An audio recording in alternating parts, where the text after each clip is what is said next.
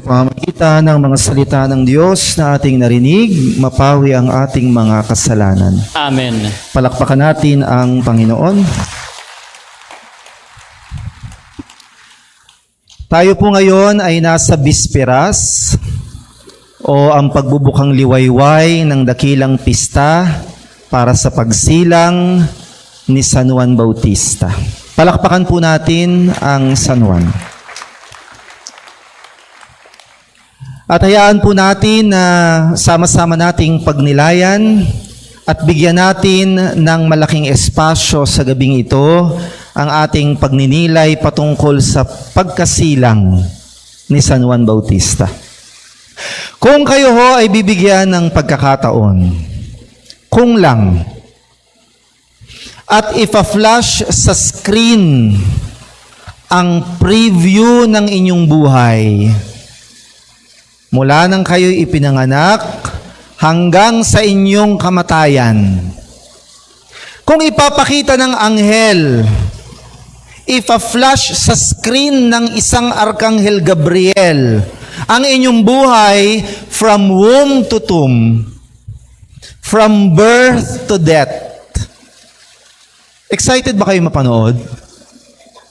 Excited kayo?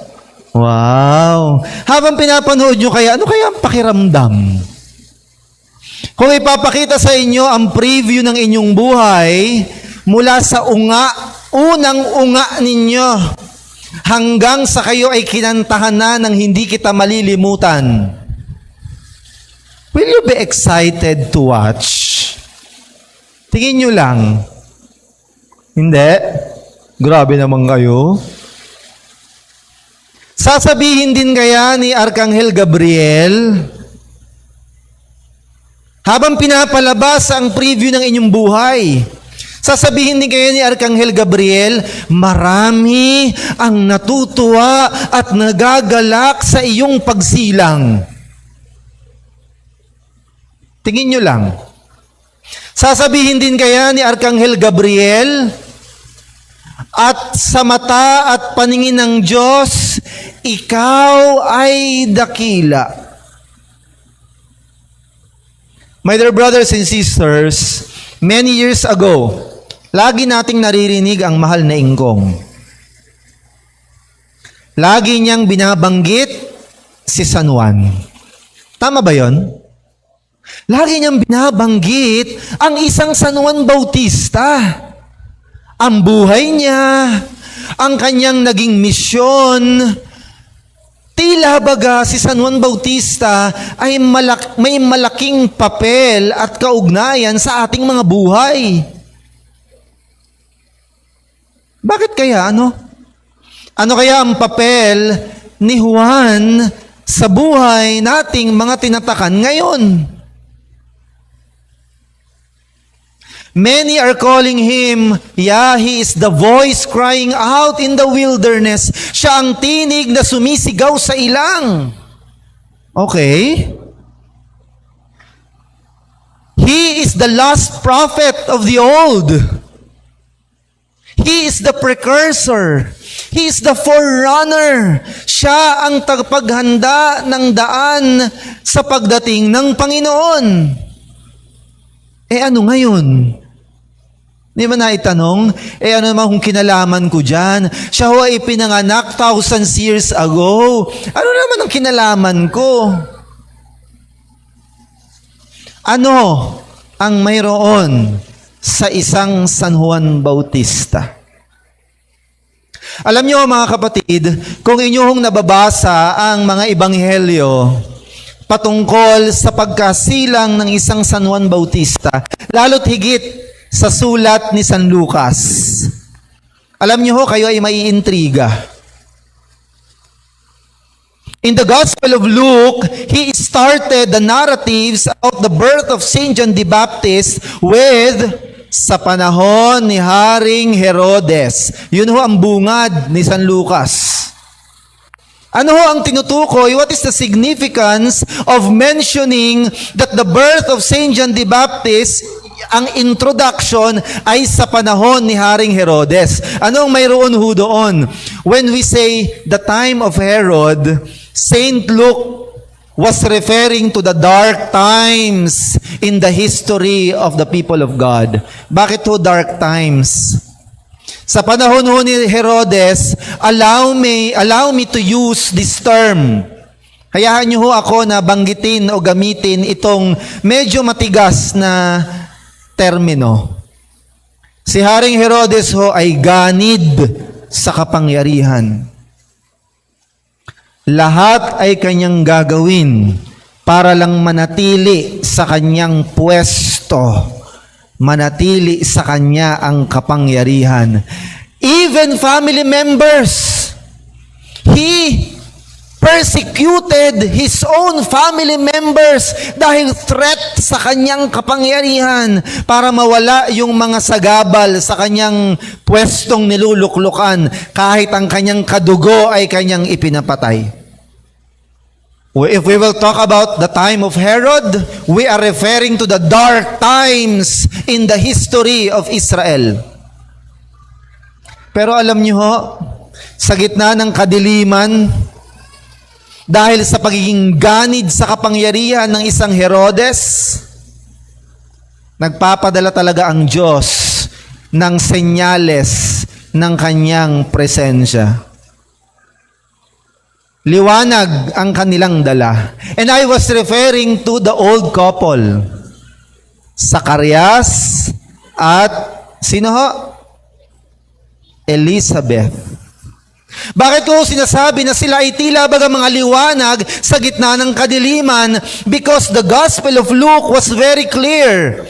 These two persons, this couple, in the eyes of the Lord, was righteous.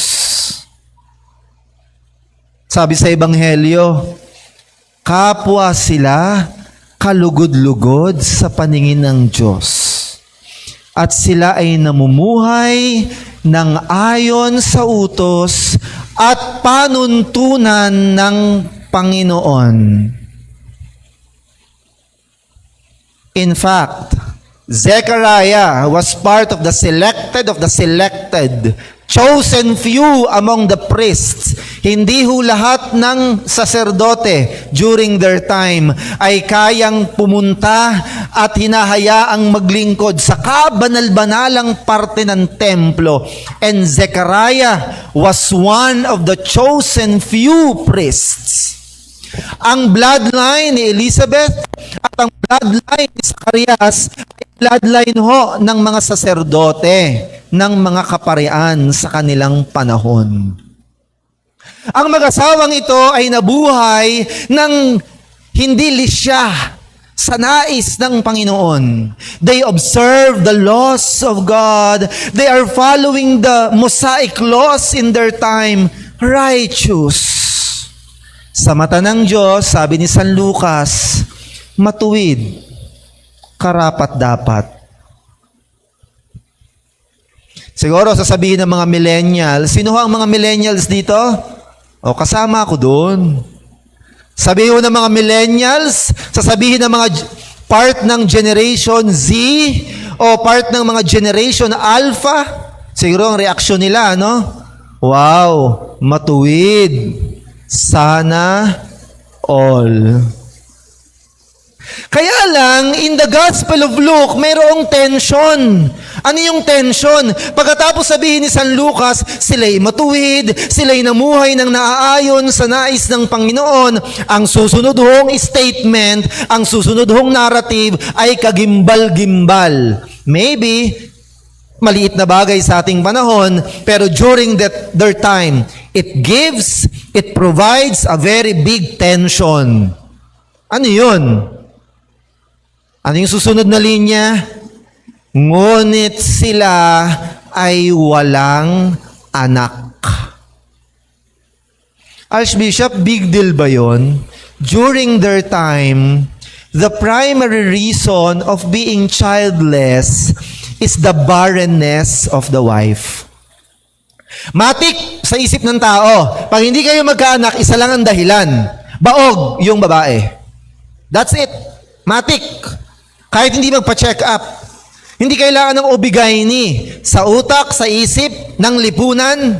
Yung asawang babae, baog. And if we will talk about barrenness during their time, that is a great sign of God's displeasure. Ano ibig sabihin nun? Ay, ang mag-asawa na yan, nasa sumpa yan, kaya hindi binibigyan ng Diyos ng anak. Grabe naman, ano? Why is that it creates tension? Teka lang, Archbishop. Ang sabi ni San Lucas, ang mag-asawa'y matuwid. Tama ba yan? Sabi ni San Lucas, ang mag-asawa'y namuhay ng naaayon sa kalooban ng Diyos. Teka lang, ba't yung susunod na statement sila ay hindi magkaanak? Which is a sign of God's displeasure. Hindi ho namin makonek. Mahirap ho maintindihan. Akala ko ba matuwid? Pero baka sinasabing parang nasa sumpa.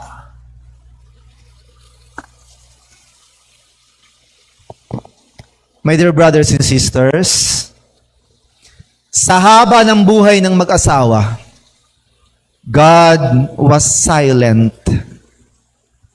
Ang Diyos ay tahimik. Sa bawat araw na nagdaan, imagine niyo na lang, yung kapitbahay ng mag-asawa, nung nabuntis yung kanyang kapitbahay, syempre putok ang balita. Ano kayang pakiramdam ng mag-asawa? Siguro sabi ni Elizabeth, Zacarias, yung kapitbahay natin, nakakadalawa na. O after 2 years, Zacarias, nakakatatlo na. After 1 year, Zacarias, nakakaapat na. Zacarias, yung kanilang anak, tumatakbo na. Yung kanilang anak, enroll na sa nursery. Amen? May tumatawa sa likod ko eh. Zacarias, yung anak nila, elementary na, nag-high school na, nag-kolehiyo na. Imagine the pain every day, my dear brothers and sisters. Imagine the pain of this couple. Fulfillment kasi yon kung magkaroon sila ng anak. But you know, something that we should inherit with this couple, kahit ganon, ang Diyos tahimik. Hindi nila alam kung magbibigay bukas. Ang Diyos ay tahimik. Hindi nila alam kung pinakikinggan ang kanilang mga dasal. Ang Diyos ay tahimik. Hindi nila alam, Panginoon, may plano pa ba kayo? But this couple, they were silent. Tahimik lang. They lived in silence. They served God every day in their lives silently. God was silent, they were silent. Hindi sila naringgan ng Diyos. Panginoon, grabe naman kayo. Hindi sila naringgan ng Diyos ng reklamo. Hindi sila naringgan ng Diyos ng panunumbat. Hindi sila naringgan ng Diyos ng pagbibilang. Panginoon, ako ay naglilingkod sa kabanal-banalang parte ng iyong altar. Bakit hindi mo pinakikinggan ang aking panalangin? Wala ho silang ganon. Hindi nakarinig ang Diyos kahit maliit na reklamo, kahit maliit na pagbibilang, kahit maliit na panunumbat, walang narinig ang Diyos. God was silent, both of them are silent. Kung tayo ho yan, kunwari lang. Kung tayo yan, mahal na Ingkong, baka naman. After 2 weeks, mahal na Ingkong, narinig niyo ba ako? Kung tayo yan, mahal na Ingkong, binigay ko na lahat, ba't ganito? Mahal na Ingkong, gumaganap ako. Number 1 nga ako lagi sa attendance list ng mga recollection at retreat. Mahal na Ingkong, binibigay ko lahat. Ang oras ko, ang lahat sa akin. Ba't ho ganito? Bakit ako?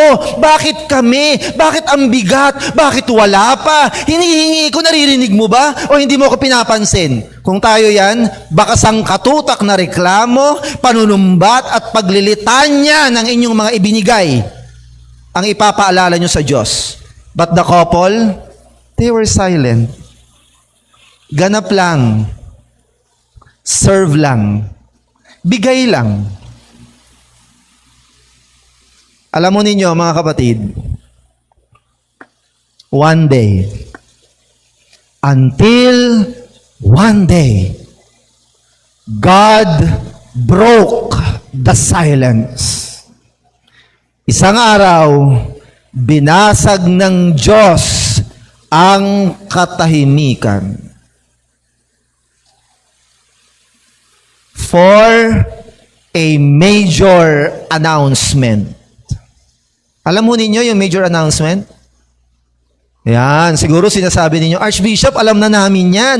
Napanood na namin yan. Ano yung major announcement? Darating ho si Gabriel, hindi ba? Kakausapin ho ni Gabriel si Zacarias, hindi ba? Naku, narinig na namin yan couple of times every year. Tama ho kayo. Binasag ng Diyos ang katahimikan. Dumating ang Arkanghel Gabriel. Ano hong sabi? Oh, huwag ka matakot. Chill lang ba? Kalma lang ang puso mo. Number 1, sabi ni Arkanghel Gabriel, magkakaanak kayo. Anong tawag doon? Pregnancy news. May karugtong. Sabi ni Gabriel, lalaki. Huh, may gender reveal. Gender reveal ka agad. Kayo, nag-aantay pa kayo ng 9 months ba yon?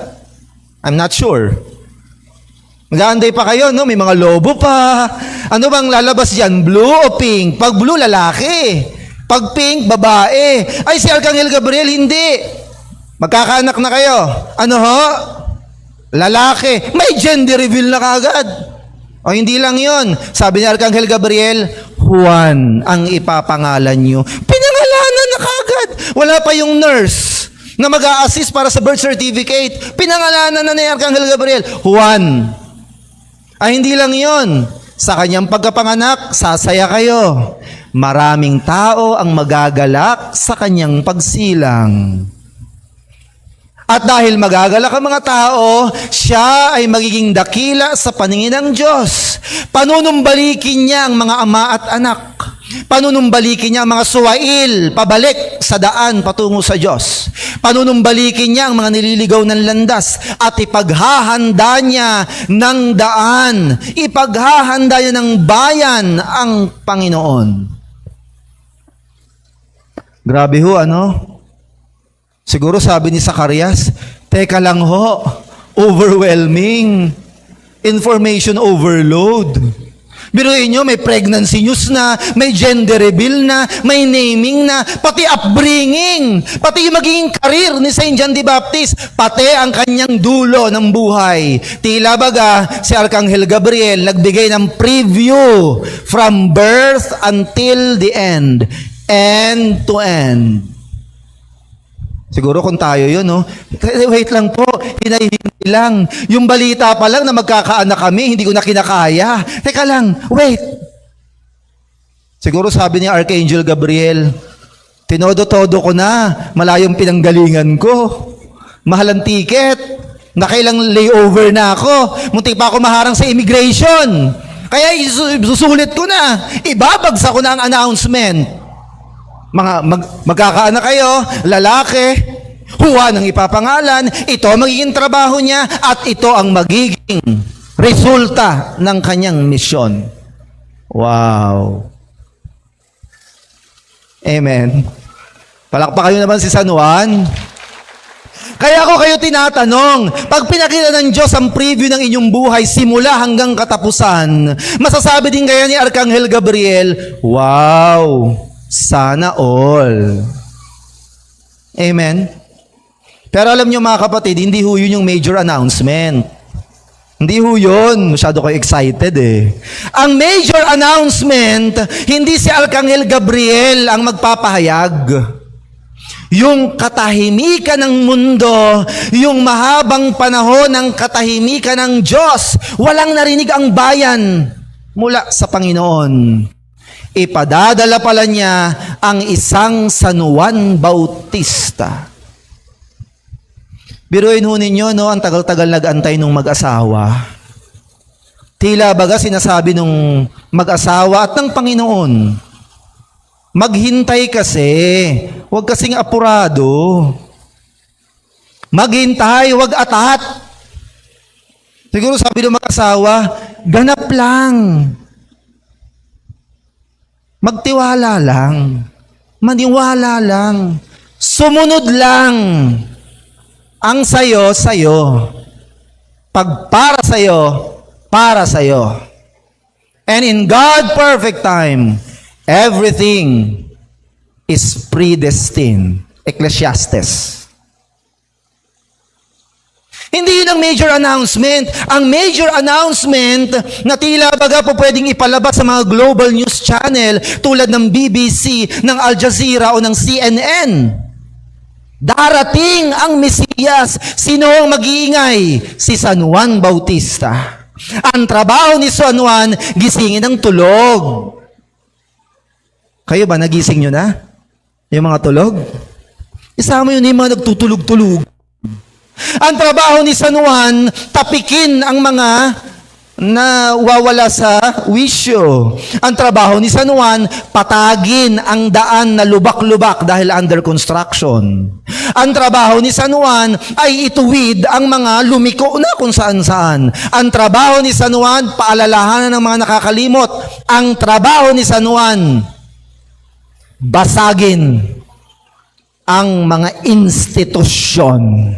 Iyan ang trabaho ng isang propeta. Ibig sabihin, mga kapatid, ang pagdating ni San Juan ay ang dakilang paghahanda sa pagdating ng mas dakila pa sa kanya.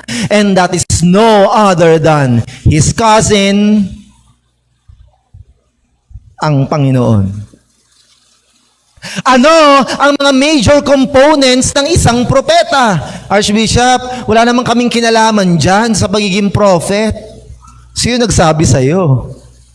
We are all prophets. Tama ba? Ay, Archbishop, I didn't sign up for that. Wala akong pinirmahan. Hindi ako propeta. Sino nagsabi sa'yo?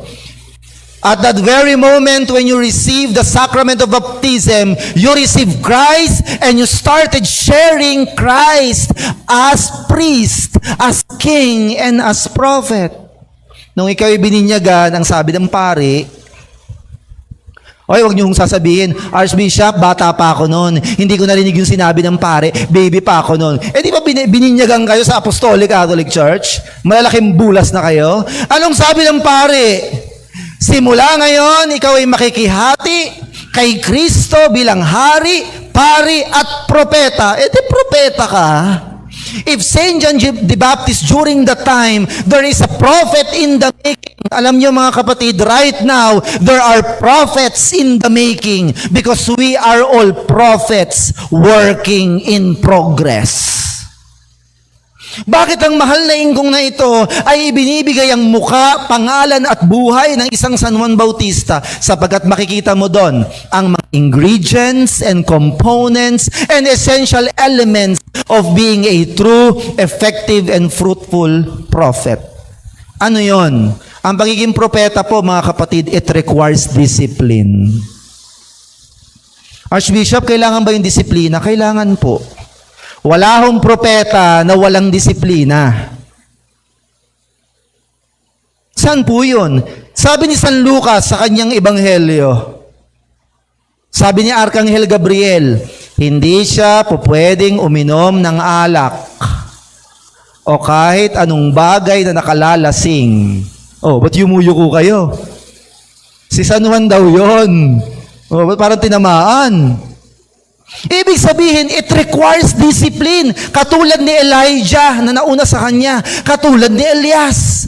Ang kanilang buhay, it was full of abstinence, self-control, and self-denial. And if we will talk about discipline, disiplina sa oras, disiplina sa kayamanan, disiplina sa sarili, yan ho ay importante sa isang propeta. Alam nyo, meron nga akong kakilala. Sabi niya sa akin, Archbishop, kinausap ako ng manager ko last week. O, anong meron? Ipo-promote daw po ako. Wow! Sabi ng boss ko, bibigyan daw ako ng magandang opisina. Hindi ko nakasama sa table yung mga ka-level ko lang. Itataas daw ako, may sarili na akong office, yung may sariling pinto, tapos may pangalan. Wow! Edi very good. Sabi rin ng boss ko, ang sweldo ko daw ay aangat ng 35%. Malaki ho yun, ha? Halos kalahati. Edi wow! Kaya lang, Archbishop, hindi ko tinanggap. Bakit? Kasi ho, ang tanong ko sa boss ko, bakit niyo ho ako ipopromote? Sabi ng boss ko, ginagawa mo naman na. Ifo-formalize na lang natin. Tinatrabaho mo na eh. Iaangat ka na kasi deserve mo. Ba't hindi mo tinanggap kung yun pala ang sabi? Ang sabi kasi ng boss ko, isa lang ang magbabago sa trabaho mo. Ano po yun? Kailangan mong pumasok kada Sabado at kada Linggo.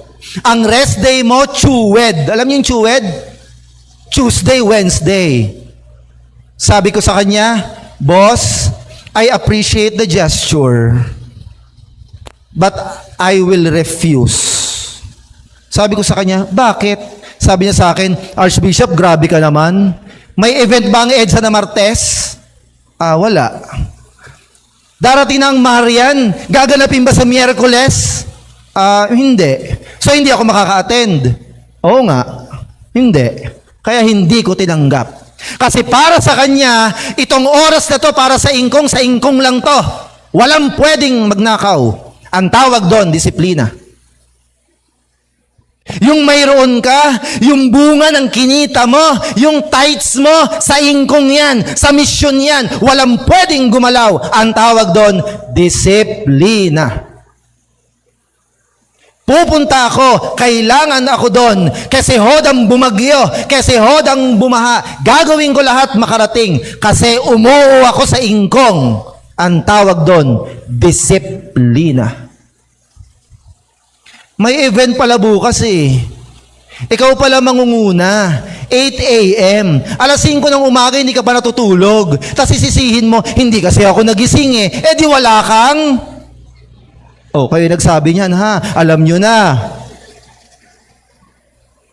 It requires discipline. At kung wala ka niyan, hindi mo magagawa ang pinagagawa ng ingkong sa'yo. Anong pangalawa? Sa buhay ni San Juan, focus. Sa buhay ni San Juan, detachment. Anong ibig sabihin nun? Si San Juan ho ay hindi nanggaling sa ordinaryong pamilya. Ang kanyang kasuotan ay may presyo sa kanilang panahon. Anong ginawa? Hinubad. Anong pinalit? Balahibo ng kamelyo.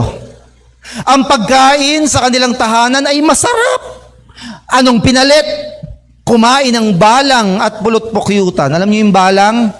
Grasshopper. Pulot-pukyutan. Sabi niyo, honey po. Honey sa tindahan, hindi yon. Fermented na yon. Sa kanya, wild honey. No fermentation. Mula dun sa puwet ng bee, kukunin niya na yun na yun. Walang fermentation. Anong ibig sabihin ng focus? Mula sa malambot na kama, nagpunta sa ilang. Mula sa masarap na pagkain, pinalit ang balang at pulot-pukyutan. Mula sa magagarang damit, pinalit ay balat ng hayop. Kasi para kay San Juan, kung ang lahat ng yan, ang magsasagka sa akin, ang pipigil sa akin, ang magpapahinto sa akin para gawin ko ang misyon na iniatang sa akin. Sabi sa kanta, di balin na lang kaya. Wag na lang. Kasi lahat ng sagabal sa'yo para magawa mo ang pinagagawa ng ingkong sa'yo, padalayan ng kalaban, nasa sa'yo na lang. Sabi ni San Juan, everything that will divert my attention to my mission, he set aside. Focus. Sabi ng lola ko sa tuhod, na namayapa na, duty before pleasure. Duty muna bago pasarap. Mission muna bago ambisyon. Hindi ko alam, baka nakausap niya si San Juan. And the third one, guts. Conviction. Ang propeta ho, wala hong propeta na ang goal niya ay palakpakan siya ng lahat ng tao. Ang propeta, sasabihin niya ang dapat marinig ng bayan, kese hoda, kung tanggapin niyo o hindi. Kese hoda, kung masaya kayo o hindi. Sapagkat tinawag tayo ng mahal na ingkong, hindi para pasayahin lahat ng tao. Kung gusto mong pasayahin lahat ng tao at palakpakan ka ng lahat ng tao, mag-apply kang clown. Dapat payaso ka, hindi ka propeta. Meron pag nakikita ko, alam niyo, Archbishop, pag nakikita ko po kayo, tawang-tawa po ako. Sabi ko sa kanya, bakit? Mukha ba akong payaso? Mapula ba ang ilong ko? Kasi ho, iba naman yung nakakatuwa sa nakakatawa. Nakakatawa, mukha ba akong clown? Our goal is not to please everyone. We should not be people pleaser. Yan ang panuntunan ni San Juan Bautista. Ano kung magalit kayo? Ano kung ipadakip ninyo ako? Ano kung talikuran ninyo ako? Sasabihin ko, I will tell you what you need to know, not what you want to hear. Sasabihin ko ang pinasasabi ng Panginoon sa inyo. And remember this, my dear brothers and sisters. Telling the truth, even how painful it is for the recipient. Telling the truth, even how harsh or arduous it is for the messenger. It is an act of profound charity. Ang sabihin ng katotohanan, kahit gaano kasakit dun sa tumatanggap, at kahit gaano kadelikado sa nagpapahayag, ito ay gawa ng kabutihan. Sapagkat hindi ho totoo ang pagmamahal. Ayaw mo kasi silang masaktan, ayaw mo kasi silang umaray, ayaw mo kasi silang ma-offend, kaya hindi mo sasabihin yung totoo. Pero ang ending, kapahamakan nila. Hindi ho totoong pagmamahal. Ang totoong pagmamahal, kahit magalit ka sa akin, I will tell you. Sa dulo, pasasalamatan mo ako. Wag na tayo dun sa pasasalamatan tayo. Ang mahalaga, ginawa natin ang ating trabaho. Ang haba, no? In closing, mga kapatid, wala hong propeta ang hindi lumabas ng bahay. Wala hong propeta ang kime at hindi nagsasalita. Wala hong propeta ang pinalakpakan at nanalo dahil may highest popularity vote. Wala hong propeta na hindi nakatanggap ng masasakit na salita. Wala hong propeta ang hindi tinisod-tisod. Wala hong propeta ang hindi pinagbintangan. Wala hong propeta ang hindi tinalikuran ng mundo. Gusto natin maging propeta ng mahal na ingkong, yung totoong propeta? Hindi ho natin kailangan magsuot ng balahibo ng kamelyo. Kasi Makati pa yun, tsaka saan kayo hahanap? Hindi ho natin kailangan magpahaba ng balbas o magpahaba ng buhok para magmukhang propeta. Hindi ho natin kailangan kumain ng balang o ng grasshopper. Kahit adobo flavor pa yan o sinigang flavor, kayo na lang. Hindi ho natin kailangan kumain ng wild honey para magmukhang propeta. Yung apostolado, palalabasin kayo sa bahay niyan. Yung apostolado, kailangan mo magsalita dyan. Yung apostolado, tatalikuran ka ng mga taong lalapitan mo dyan. Yung apostolado, pagbibintangan ka dyan. Yung apostolado, tatawanan ka. Yung apostolado, babatuhin ka ng bayan dahil dyan. Huwag kayong mag-alala. Sa apostolado, magigitla ka din. Mamamangha ka rin kung papaano baguhin ng ingkong yung mga taong yan sa harapan mo. Sa apostolado, mamamangha ka din kasi makikita mo kung papaano bubuksan ng ingkong ang mga pintura at bintana ng langit sa iyo at sa tumanggap at minisyon mo. Sa apostolado, magbibigay ka. Sa apostolado, magmamahal ka. Sa apostolado, totoo kang propeta. Good evening po sa inyong lahat. Ave Maria Purissima, sa pangalan ng Diyos Ama, ng Anak at ng Espiritu Santo. Amen.